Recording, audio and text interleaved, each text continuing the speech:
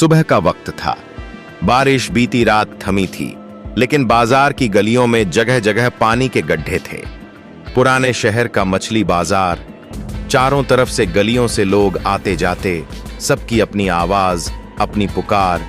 ताजा मछली नदी से सीधी, सस्ती ले लो बहन। बाजार के कोने पर लकड़ी के पुराने ठेले पर बैठी थी शांति। 40-45 की उम्र, चेहरे पर झुर्रियां, माथे पर पसीना, लेकिन आंखों में अजीब सा तेज। साड़ी आधी भीगी हुई थी, बाल पीछे बांध रखे थे और सामने एक बड़ी बांस की टोकरी में ताजा मछलियां चमक रही थीं। शांति कोई आम मछली बेचने वाली नहीं थी। वो पिछले 15 साल से इस बाजार में बैठती थी। पति की मौत के बाद उसने अपने 2 छोटे बच्चों को अकेले पाला था। बेटा स्कूल जाता था, बेटी कॉलेज में थी। उसकी मेहनत का हर पैसा घर, पढ़ाई और अपने बूढ़े माँ बाप के इलाज में जाता था। उस दिन भी वह सुबह सुबह नदी किनारे से मछलियां लेकर आई थी। कीचड़ में खड़ी होकर नीलामी में बोली लगाकर मछली खरीदी थी, क्योंकि आज शनिवार था और शनिवार को बाजार में भीड़ सबसे ज्यादा होती थी। इंस्पेक्टर का आगमन बाजार के बीच से अचानक पुलिस जीप का सायरन बजा। लोग जल्दी जल्दी अपने ठेले किनारे करने लगे। थाने के नए इंस्पेक्टर रवि ठाकुर, कड़क स्वभाव, तगड़ा शरीर, आंखों में अकड़ और पुलिस की वर्दी में वह जैसे डर की एक परिभाषा हो। रवि के बारे में लोगों में 2 बातें मशहूर थीं। 1, वह कानून के नाम पर किसी को नहीं छोड़ता। 2, लेकिन उसका गुस्सा अक्सर गरीबों पर निकलता। जीप रुकी, रवि उतरा और ऊंची आवाज में बोला, ये गली क्या तुम्हारे बाप की है? ये टोकरे यहां बीच रास्ते क्यों रखे हैं? गंदगी फैलाई हुई है। कुछ लोग सिर झुकाकर चुप रहे, कुछ अपने ठेले खींचने लगे, लेकिन शांति चुप नहीं रही। उसने अपनी आंखों में आंख डालकर कहा, साहब, ये हमारा बाजार है, यहां से हमारी रोजी चलती है। सफाई वाले महीने में एक बार भी नहीं आते। गंदगी हमारी वजह से नहीं, उनकी लापरवाही से है। भीड़ खामोश हो गई। ये औरत सीधे सीधे इंस्पेक्टर से उलझ रही थी। रवि का चेहरा लाल हो गया। ज्यादा जुबान मत चलाओ, तुम्हारी वजह से रास्ता बंद है। शांति ने धीमे लेकिन ठोस लहजे में कहा, साहब, रास्ता हमने नहीं बंद किया, भूख ने हमें यहां बैठने को मजबूर किया है। टकराव इंस्पेक्टर को यह सुनकर गुस्सा आ गया। वह शांति के पास गया और बिना कुछ सोचे उसकी मछलियों की टोकरी को लात मार दी। मछलियां कीचड़ और गंदे पानी में गिर गईं। शांति घुटनों के बल बैठकर मछलियां समेटने लगीं। तभी रवि ने उसकी कलाई पकड़कर झटका दिया। चल हट जा यहां से, वरना अभी थाने में डाल दूंगा। शांति ने कलाई छुड़ाते हुए कहा, छोड़िए मेरा हाथ, मैं कोई चोर नहीं हूं। भीड़ बढ़ने लगी।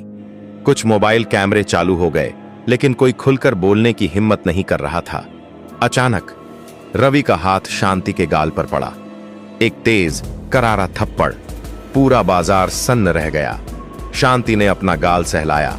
आंखों में पानी था, लेकिन उसमें डर नहीं, बस एक खामोश आग थी। उसने कुछ नहीं कहा। मछलियां समेटी, ठेला खींचा और बाजार से निकल गई। पर उसके मन में कसम उठ चुकी थी, अब जो होगा वो पूरे शहर को पता चलेगा।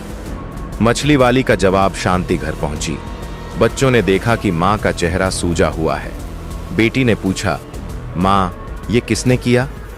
शांति ने बस इतना कहा, जिसने किया उसे पूरे शहर के सामने जवाब दूंगी। उसने पूरे दिन में कुछ लोगों को फोन किया, बाजार के दूसरे ठेले वालों को, सोशल मीडिया चलाने वाले लड़कों को और मोहल्ले की महिलाओं को। शाम होते होते योजना बन चुकी थी। प्रदर्शन की तैयारी अगली सुबह थाने के सामने भीड़ जमा होने लगी। महिलाएं सिर पर टोकरी रखकर आईं, जिसमें मछलियां थीं। बच्चे हाथ में प्लेकार्ड लेकर खड़े थे, गरीब की इज्जत भी इज्जत है, दमन बंद करो, मछली वाली को इंसाफ दो। बीच में खड़ी थी शांति। आज उसने अपनी सबसे साफ साड़ी पहनी थी, माथे पर लंबा सिंदूर लगाया था और हाथ में माइक जैसा दिखने वाला लाउडस्पीकर था। थाने के बाहर टकराव इंस्पेक्टर रवि जब थाने से बाहर आया तो उसने ये नजारा देखा। लगभग 100 लोग, मीडिया के कैमरे, मोबाइल लाइव स्ट्रीम और नारेबाजी। साहब माफी मांगो, महिला का अपमान नहीं सहेंगे। रवि ने भीड़ को समझाने की कोशिश की। ये लोग नियम तोड़ रहे थे, मैंने अपना काम किया है। तभी एक बुजुर्ग मछुआरा बोला, काम किया है या जुल्म? हम सालों से यहां बैठे हैं, कभी किसी ने ऐसे हाथ नहीं उठाया। शांति ने आगे बढ़कर लाउडस्पीकर में कहा, साहब, आप कानून के रखवाले हैं, लेकिन आपने कानून की आड़ में इंसानियत की हत्या की है। हम गरीब हैं, लेकिन हमारी इज्जत किसी रईस से कम नहीं। माफी और जीत भीड़ के दबाव और सोशल मीडिया के वायरल वीडियो ने ऊपर तक आग पहुंचा दी। वरिष्ठ अधिकारी का फोन आया, ठाकुर, मामला बढ़ने से पहले माफी मांगो और खत्म करो। रवि मजबूरी में सबके सामने आया, सिर झुकाया और कहा, मैं माफी मांगता हूं। शांति ने आंखों में आंख डालकर कहा, आज आपकी माफी हमारे हक की जीत है। याद रखना, मछली बेचने वाले के हाथ में कांटा होता है और कांटा चोट खाकर चुप नहीं बैठता। भीड़ तालियों और नारों से गूंज उठी। उस दिन के बाद शांति सिर्फ एक मछली वाली नहीं रही, वह गरीबों की आवाज बन गई। दोस्तों, वीडियो अच्छी लगे तो लाइक और चैनल सब्सक्राइब जरूर करें ताकि हमारा अगला वीडियो जल्द से जल्द पहुंच सके। दोस्तों, धन्यवाद।